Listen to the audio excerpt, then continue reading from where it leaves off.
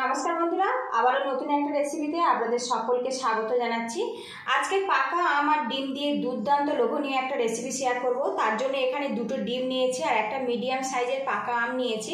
তো বন্ধুরা, এর গায়ের রংটা সবুজ হলেও কিন্তু এটা আমটা পাকা। এগুলো আপনারা কম বেশি করে নিতে পারেন। এখানে আমি একটা প্লেট নিয়েছি আর এর মধ্যে ডিমটা ফাটিয়ে দেব। দুটো ডিম আমি এখানে ফাটিয়ে নিয়েছি। এই আমটা খোসা ছাড়িয়ে নেব। এখানে আমি গ্রেটার নিয়েছি আর এখানে দেখুন আমটা আমি ছাড়িয়ে নিয়েছি। এই ডিমের মধ্যে আমটা আমি এইভাবে গ্রেট করে দেব।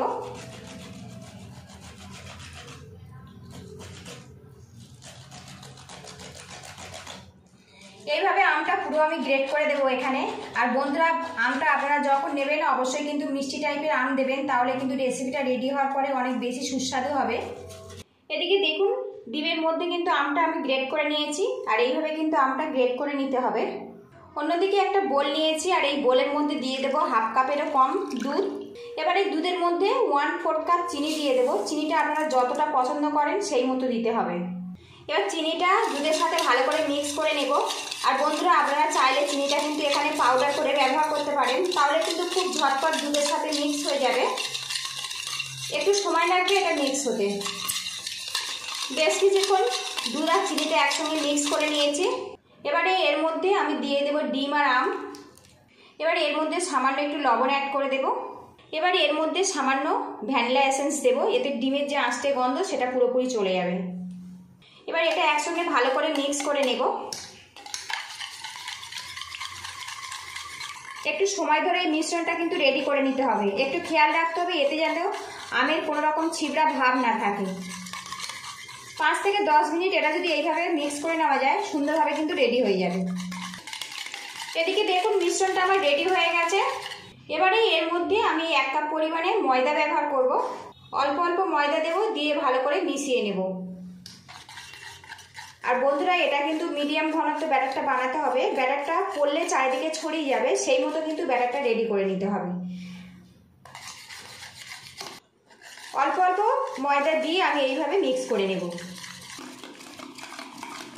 এদিকে দেখুন ময়দা দিয়ে কিন্তু আমি মিশ্রণটা সুন্দরভাবে রেডি করে নিয়েছি। আর বন্ধুরা, মিশ্রণটা যদি এইভাবে মিক্স করে নেওয়া যায় তো ব্যাটারটা অনেক বেশি কিন্তু স্মুথ হবে। আর রেসিপিটা যখন রেডি হয়ে যাবে একদম মসৃণভাবে কিন্তু তৈরি হবে। এইভাবে একটু সময় ধরে মিশিয়ে নিতে হবে।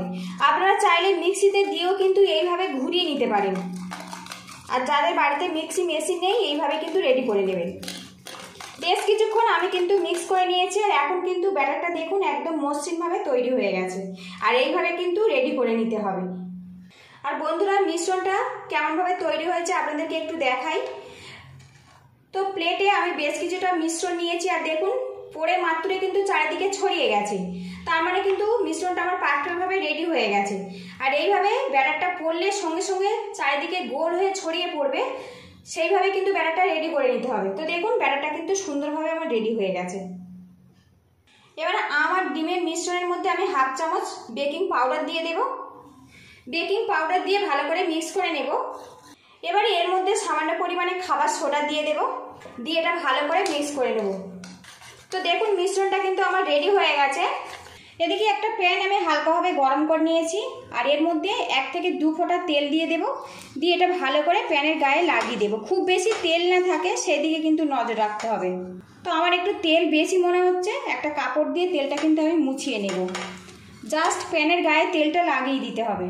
আর এখানে বন্ধুরা অবশ্যই কিন্তু প্যানটা হালকা গরম করে নেবেন, খুব বেশি কিন্তু গরম করবেন না। এবারে এর মধ্যে আমি ব্যাটারটা দিয়ে দেব।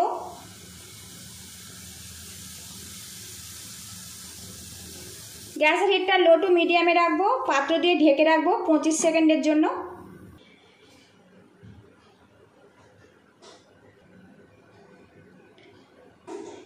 এবার আমি ঢাকনাটা খুলে নেব আর দেখুন ওপরে পোর্শনটা কত ছিদ্রযুক্তভাবে তৈরি হয়ে গেছে। এবার এটা আমি উল্টে দেব। আর এখন দেখুন ওপরের পোর্শনটা কিন্তু বেশ শুকনো হয়ে গেছে আর কালারটা দেখুন কত সুন্দরভাবে এটা এসছে। আর বন্ধুরা, এই গ্যাসের হিটটা কিন্তু সবসময়ের জন্য কমে রাখবেন, তাহলে কিন্তু এইরকম পিছনের কালার পারফেক্টভাবে চলে আসবে। আর আজকের এই রেসিপিটা হচ্ছে ম্যাঙ্গো প্যানকেক। এখন কিন্তু বাজারে প্রচুর পরিমাণে আম পাওয়া যাচ্ছে আর আম দিয়ে কিন্তু এইভাবে প্যানকেক বানিয়ে বাচ্চাদের মর্নিং ব্রেকফাস্ট কিংবা স্কুল টিফিনের জন্য বানিয়ে দিতে পারেন। খেতে কিন্তু অসাধারণ হয়। ভিডিওটি ভালো লাগলে একটা লাইক দিয়ে দেবেন, আর চ্যানেলে নতুন আসলে চ্যানেলটিকে সাবস্ক্রাইব করার অনুরোধ রইল। তো 5 সেকেন্ড মতো কিন্তু আমি এটা এইভাবে রেখে দেব, খুব বেশি কিন্তু রাখার দরকার নেই। তারপরে এটা আমি উল্টে দেব। তো দেখুন কালারটা দেখুন বন্ধুরা, কত সুন্দরভাবে প্যানকেকটা রেডি হয়েছে দেখুন। আর এটা কত সুন্দর জালিদারভাবে তৈরি হয়েছে দেখুন কেকটা। তো এটা রেডি হয়ে গেছে, এবার এটা আমি নামিয়ে নেব। আবারও প্যানের মধ্যে ব্যাটার দিয়ে দেব।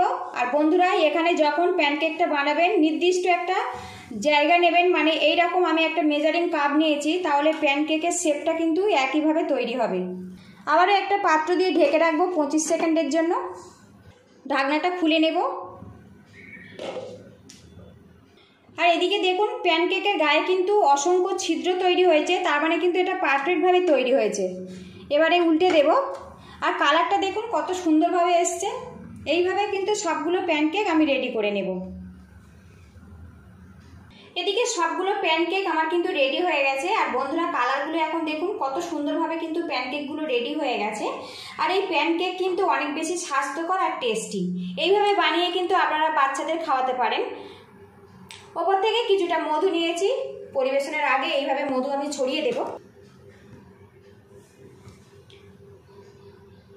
মধুটা আমি এইভাবে ছড়িয়ে দিলাম। আর বন্ধুরা রেসিপিটা ভালো লাগলে বাড়িতে অবশ্যই ট্রাই করবেন। কেমন হয়েছে কমেন্ট বক্সে অবশ্যই জানাবেন। আপনারা ভালো থাকবেন, সুস্থ থাকবেন। দেখা হবে নেক্সট ভিডিওতে।